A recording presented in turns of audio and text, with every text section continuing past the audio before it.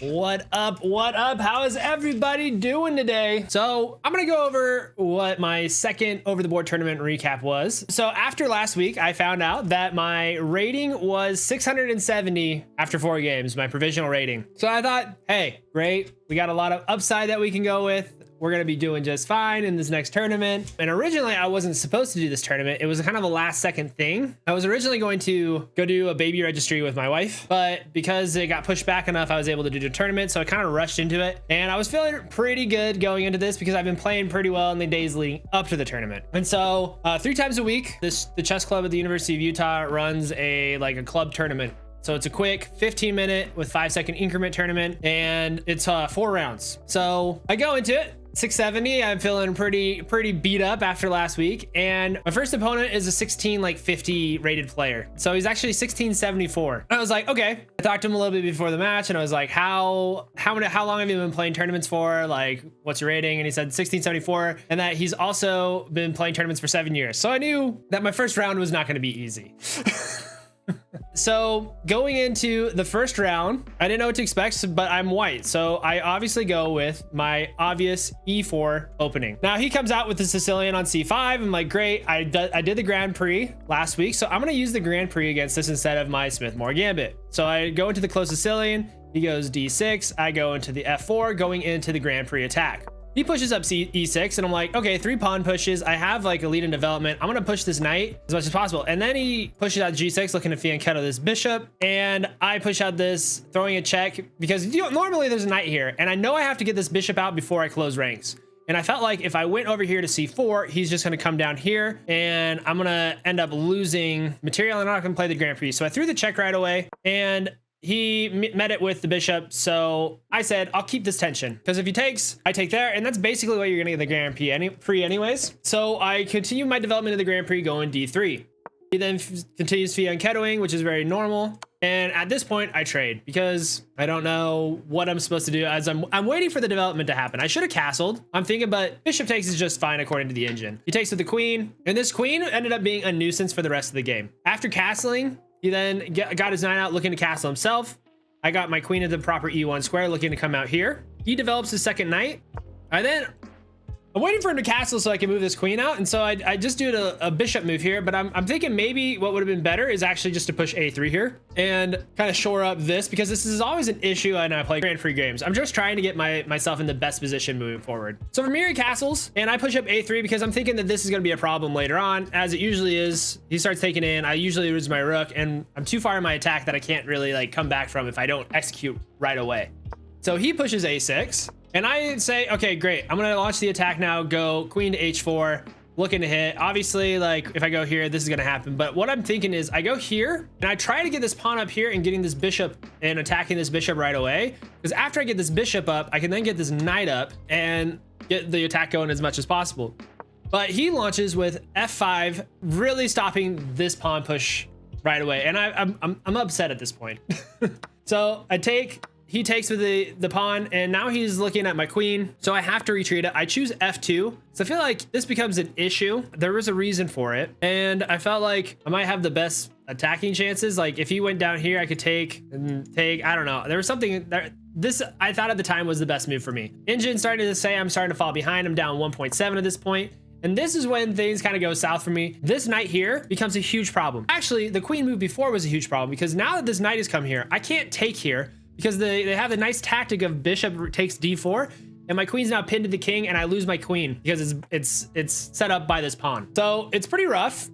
And so I move my knight here trying to get something going. It's getting worse and worse. He takes the pawn and I move this knight rook over here to try to attack the knight as much as possible. He moves the knight back and I still can't do anything because my queen is trapped here. So I say, hey, I'm gonna launch this attack my own. If he comes here, that's great. I'll let him take, and then I can retake, and then get this queen up, and then there's really no way of stopping me. But what he does instead is he takes the knight, forces me to take. But now that this is here, it's become more of a problem. I need this knight to launch this attack, so I bring it back, and he brings the other knight in, attacking the same square. So my queen's now being under attack. I drop back to D1. And he pushes up to b6. I push up to c3, looking to skewer this knight to the bishop, trying to create anything at all. And then he pushes up here, trying to kick my knight out.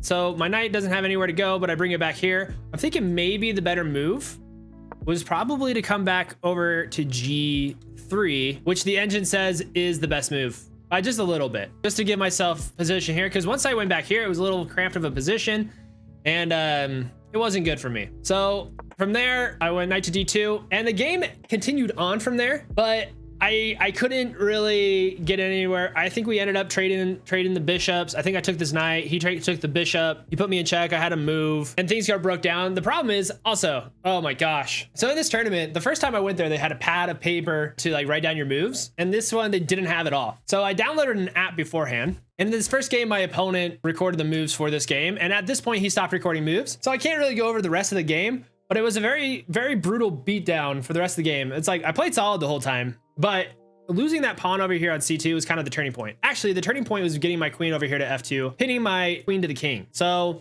I lost that game, and that was probably my best playing game of the whole tournament, because from there it just kind of went downhill, and I was pretty upset that I didn't do as well as I wanted to. So I lost the first game 0-1, and my next game I'm on the last place table again. I'm on table number 9.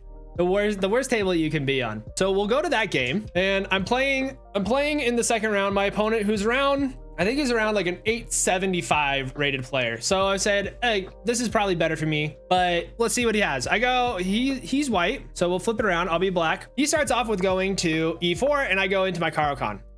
We do the normal variation. We go into the advanced variation, which I'm very comfortable in. And I push up over here to C5, hoping that he takes right away and I can just start going after his pawns. He doesn't take that back. Instead, he goes to F3 like you normally see in the advanced variation. When I talked to him after the game, he said that move really threw him off and he'd never seen it before, but he's usually a Caro-Kann player, which I thought was very weird. I then pinned the knight to the queen there, and he brings this up here. What I'm thinking I should have done at this point, if I'm black, is push up here, which I did. I'm thinking that maybe I should take here and start really attacking the center as much as possible.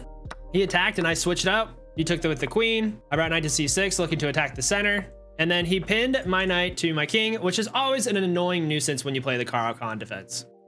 From here, I took in the middle. He then castled, which I was like, oh, great, free pawn for me. And this actually swung in my favor because that should not have happened. And now this pawn is a liability. But the problem is, he takes there, and now I have this and this happening, and this knight is going to be overloaded, and this king has really nowhere to hide, and I'm really behind on the development with this bishop and the knight, and I really don't have many places to go with it because I can't go here because I want to get my knight out.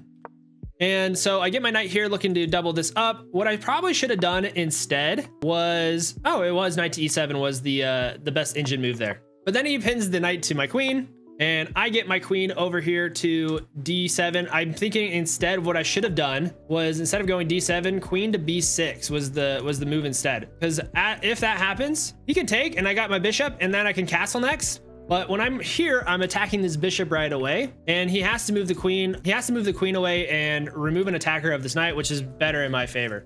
So I move the queen over here to D7, and he starts pushing on the queen side with the pawns, trying to supplant this bishop. I then try to kick his bishop out, which he retreats back over here to E3. I then bring my queen over here to C7, which I'm trying to X-ray this as much as possible, and I'm trying to get this knight here to attack this bishop. That was my thought process at this point of the game. But instead, he keeps pushing this pawn down, and I know this is going to be a problem because I can't just push here, because if he takes, and then we trade off the rooks, and that's not going to be good for me. So instead, I go in, I try to create danger levels, and the eval bar obviously switched down low in white's favor. I'm in a world of hurt at this point, because after he pushes up, I don't want to push up here, because if I do that, he takes there, I take there, and then the queen takes, and he's up a queen. So the pawn is a very important defender for this knight. It was a rough position. From there, what happened is I ended up getting into a position where he starts pushing these pawns down, and then he got his knight involved where his queen was like in as well. Or I think his queen is in here, and I was like trying my best to like create discovered attacks, but he was playing everything so perfectly. And so I had a app that I downloaded right before the tournament called Chess Tracker, where it's supposed to track your moves. I thought it was a pretty rudimentary app that you're going to be able to just record your moves, and it's going to have no problems at all. On the 14.5 move, where I'm at right here, the app just stops working. And so I couldn't record the rest of the game, even though it was a very sharp position. And it really came down to one great move where I was trying to attack this knight, but the rook was here on c1 here. The knight is over here on c3, and the queen's over here on a4 or a3. And at one point I'm like attacking, and he like drops the knight back to defend at some point, but it exposed the rook on my queen, and it was like game over at that point. There's no way I could have stopped it. He just played a really good positional battle, and that was another like heartbreaking defeat, because it's like a game that I felt like I should have played really well, and it was until I got this knight over here on f5. So can you use phones? You're not supposed to according to USCF rules, but I asked my opponent if it was okay if I record it with the app, and I left the phone out there so he knew I wasn't cheating. So that's what I try to do with that app. Yeah, the issue of the pin was really did me in, and then really one of the better things that I should have done is castle long.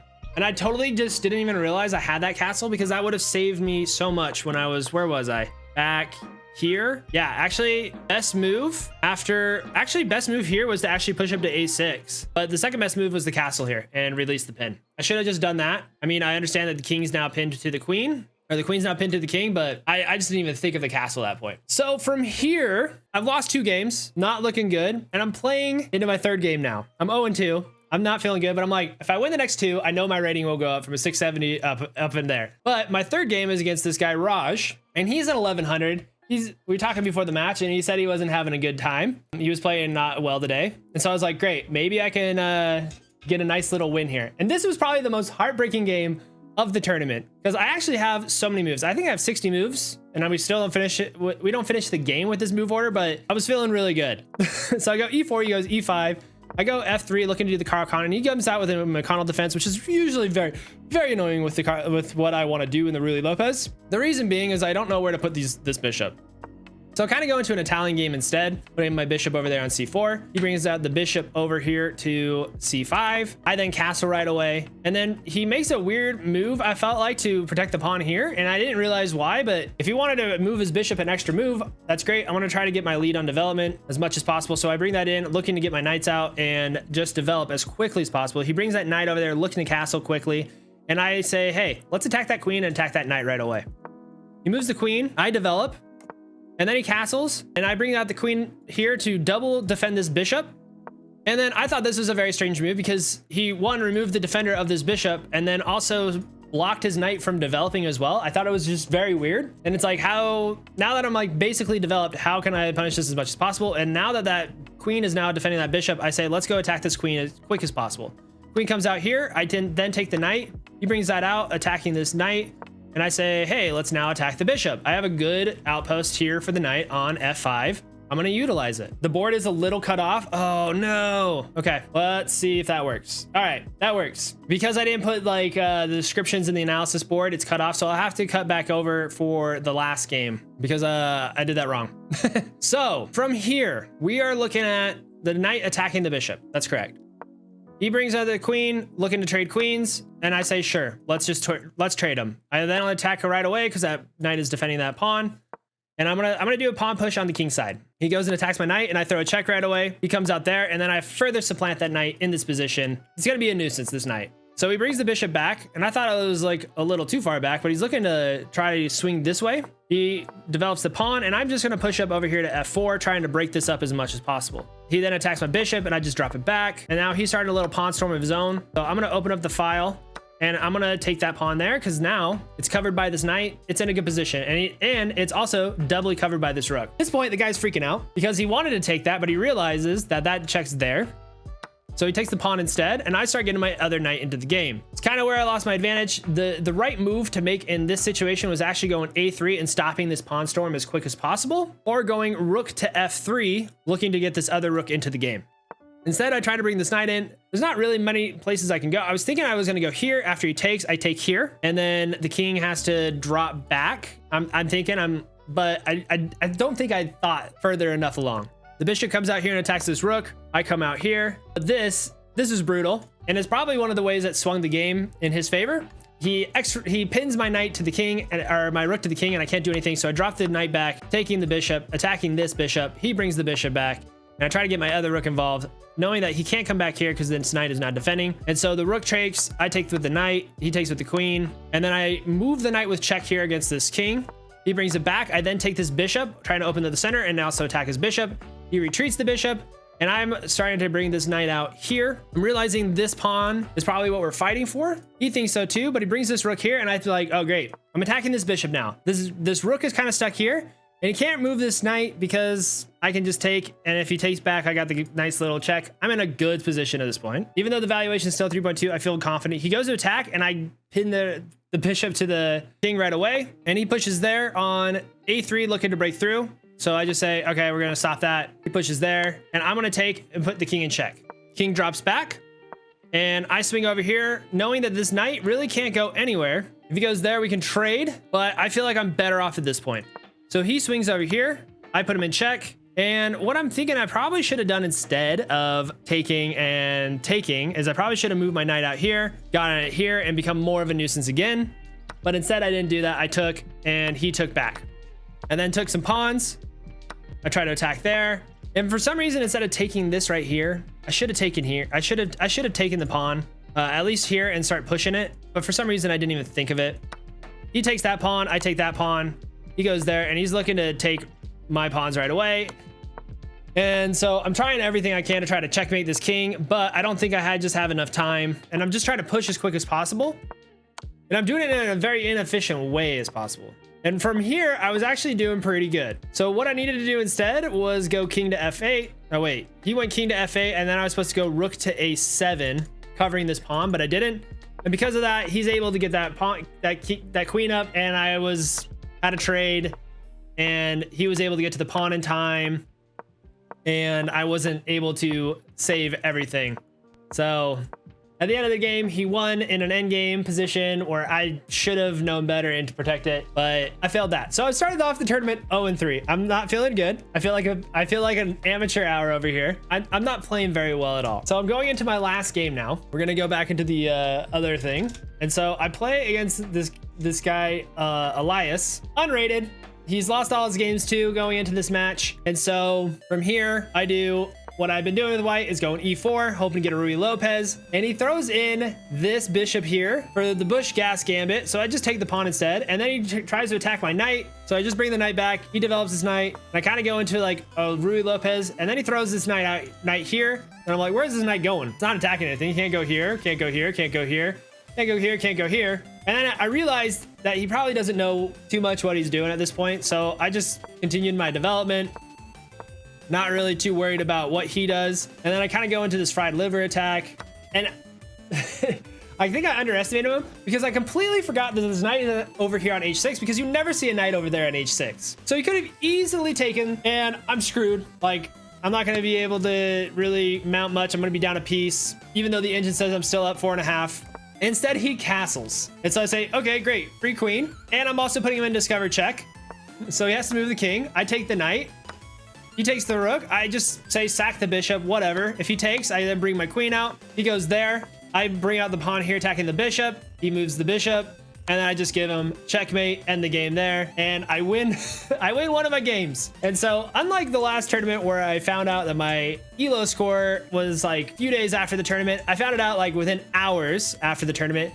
And my ELO score went from a nice 670 down to a 607. So I got worse after this tournament. So the next tournament I'm going to be in is probably in mid-January. I'm hoping that I can get more practice over the board and playing 15-minute games. So hopefully from here on out, these recaps will be a lot more eventful and not me just losing a bunch of times. So if you like that video, please like the video and subscribe to the YouTube channel. I try to come out with chess content every week. And yeah, the next over the board recap will be here. We'll see you then, and you have a great day. Goodbye.